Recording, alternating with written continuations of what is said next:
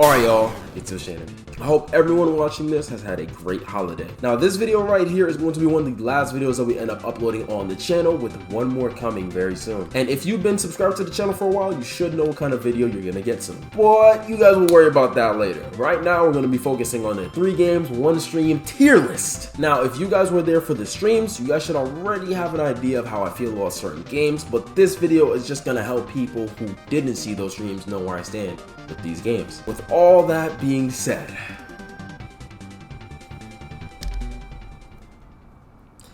let's get into this tier list. Alright, so we have the 3 games 1 stream official tier list right here. Now it isn't every single game that I played, because I just played a whole bunch of games, had a bunch. I also had a whole bunch of filler games in the way, so those games typically don't really count, if I'm being honest. They're just here to kind of like entertain you guys or whatever.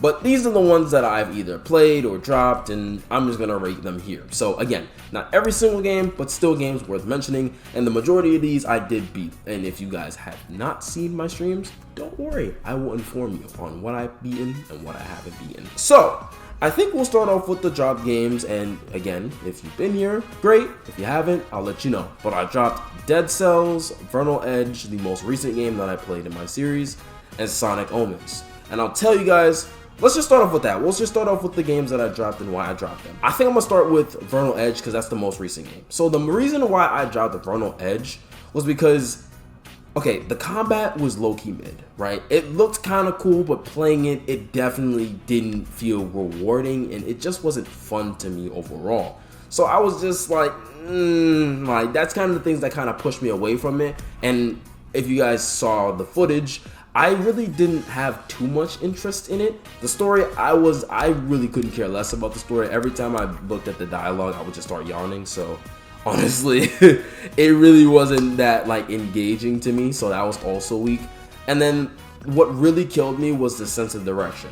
So I played Vernal Edge enough to get about 20% done with the game, but it has an issue with telling me where to go after I'm done with a certain island, right? And there's also, again, islands that I haven't visited, obviously, because I didn't beat the game, but I don't know when I'm done with an island. So when I'm just aimlessly running around exploring a vastly big environment, which the environments in Vernal Edge are huge, like I'm not gonna sit here and be like they're not, but it's just like, it's really massive. They're massive islands.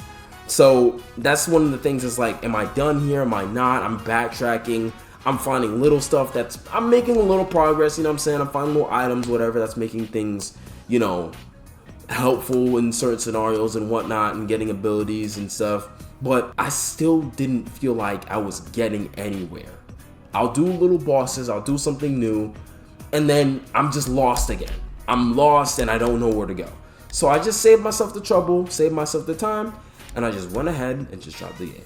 And if I had beaten it, I would have put it in the buns, right? Because nah, it's buns. Anyways, we're gonna go with Dead Cells now. Dead Cells, honestly, I kind of just dropped it because I was just kind of getting frustrated with it. Like, that's like the easiest like way to explain it to you. I was just getting frustrated. I kept dying in silly ways, and I didn't like losing all my progress and all my stuff that I had. So I was like, you know what? I'm gonna eventually, hopefully, pick up this game again, but I don't know when. And ever since, I haven't picked up the game.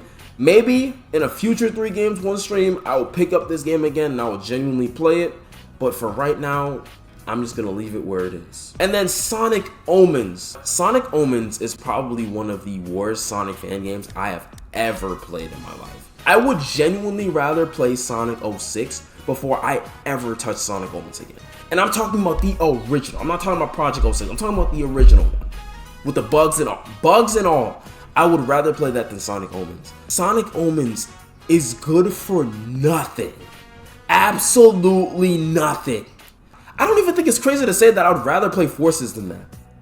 Like, I genuinely probably would rather play Forces than whatever Sonic Omens is. It's just so frustrating sometimes. The stages are outstandingly long for some reason. I don't know why they're so long. Like that, which is, I mean, I guess it's not a problem, but it's like the game is not really playing that good to me. And I remember I got to the Shadow segment and I was like, you know what, it could get better. It didn't really get much better. He's like a slightly better Sonic, but overall it's just not it to me. It is cheeks. do not play that fan game. If you love it, honestly, I don't know what the hell you love. Like, if you love Sonic Omens, you love something else, okay? All right, so let's actually dive into the games I actually did beat, starting with Link Between Worlds. Let's start with that one. I was gonna kind of pick and choose because they're kind of like in a certain order, but I'll just do Link Between Worlds first. Honestly, I had a good time with Link Between Worlds. Sometimes I got frustrated, but overall, it wasn't that bad to me. I feel like if I didn't use save states, I probably would rank this game like pretty low just because of difficulty, but I don't even think that's fair to rank something low because I can't do something. But overall, honestly, I'll give it an A rank. You know what I'm saying? Like, this game was definitely fun. I would recommend it to any person that likes a top-down Zelda game. You know what I'm saying? If you like those type of things, absolutely pick up this game. It's like playing A Link to the Past with just another mechanic. You know what I'm saying? And I like the Link to the Past. I found that very enjoyable. Next, I'm going to go with Sonic and the Fallen Star. Let's do that one next. Sonic and the Fallen Star, I remember it being a really fun fan game. Like, really, really fun. It's a classic Sonic fan game, you know. You really can't go wrong with those. You genuinely can't go wrong with a classic Sonic fan game, in my opinion, right? But my only problem that I had with it was just the special stages. I thought they were kind of weird. Like, they were kind of Mania-like, but just kind of weird. You know what I mean? I had a great time with Sonic and the Fallen Star. It wasn't that long, you know what I'm saying? But it still was an enjoyable experience, and I like the sprites. The sprites were really nice looking. So I think I'm going to rate Sonic and the Fallen Star. Honestly, I'm probably putting it in A, right? I'll probably put it in A. Higher than Link Between Worlds? Maybe. This is debatable. This is interchangeable, I'll say. This can change either way. I can go either one, you know what I'm saying? You tell me to hop on either one, I'll hop on either one, you know what I'm saying? Now we're gonna go into Jak and Daxter. I'm not gonna lie, this game was a pure nostalgia trip by me. Completely a nostalgia trip. I just wanted to play it because I remembered all the stories that I had with you know, my cousins and stuff that I shared with you guys on stream.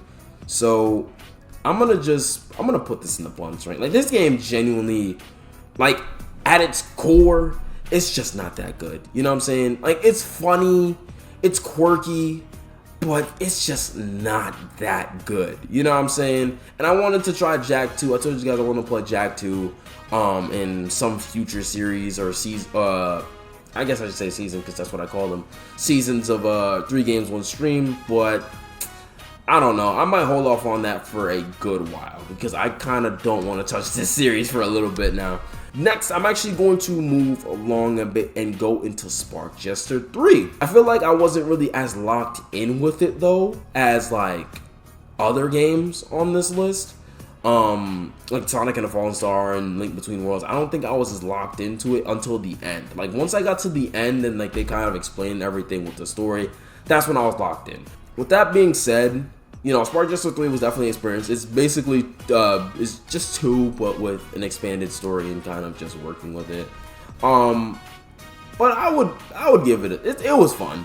It was fun. I would give it like, I'll probably put it in B rank. You know what I'm saying? I'll probably put it in B rank. Again, not terrible. Would I play it again? Maybe to kind of run around.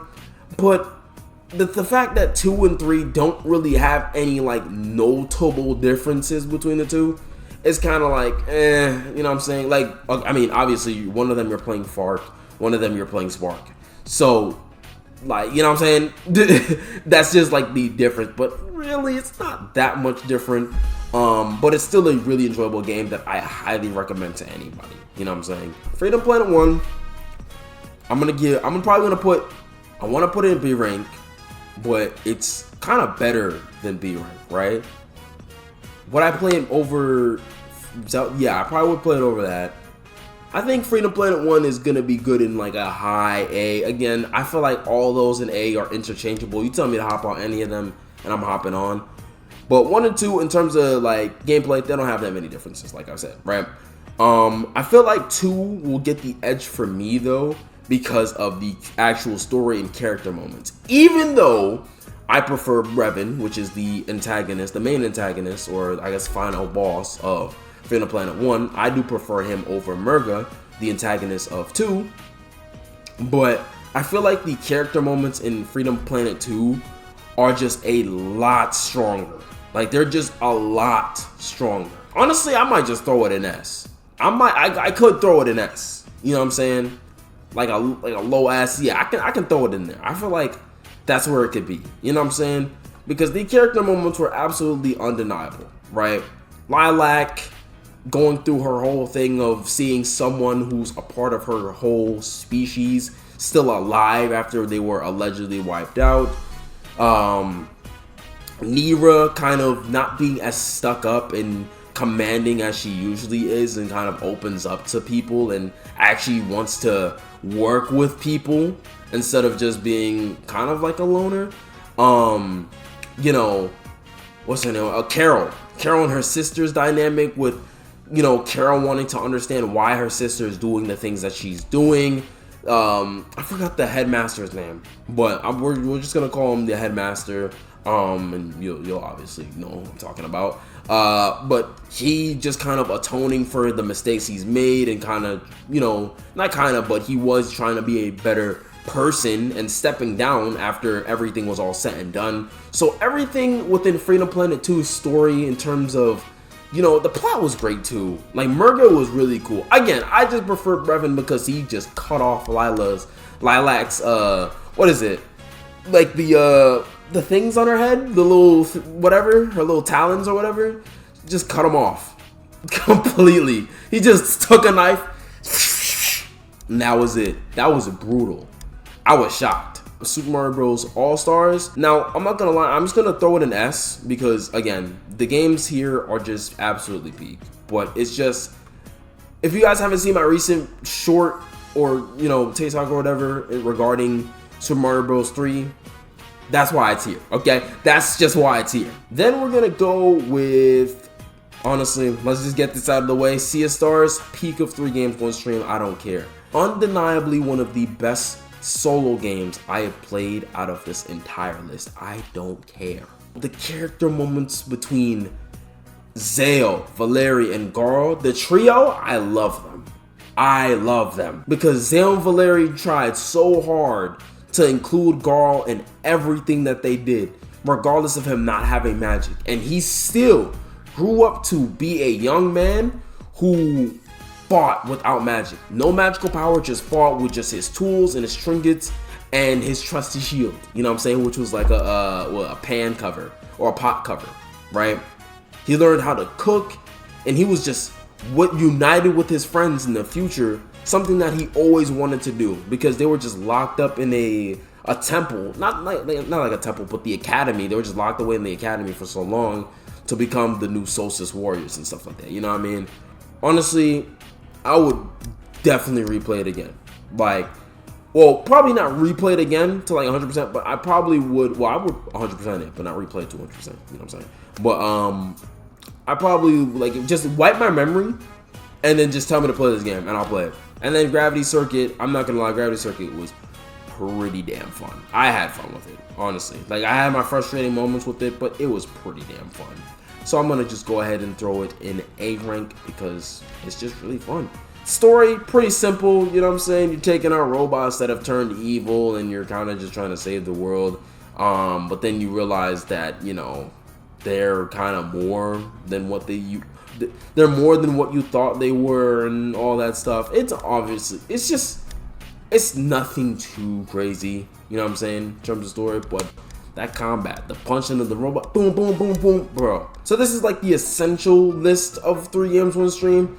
Obviously, like I said, not everything is here, but these are just the games that I have listed that are beaten, and so on and so forth. But with all this being said, what is your favorite game that I played during 3 games, 1 stream? What is something that you want me to play in 3 games, 1 stream? Do you guys have any recommendations? Let me know in the comments, and let's actually talk about this.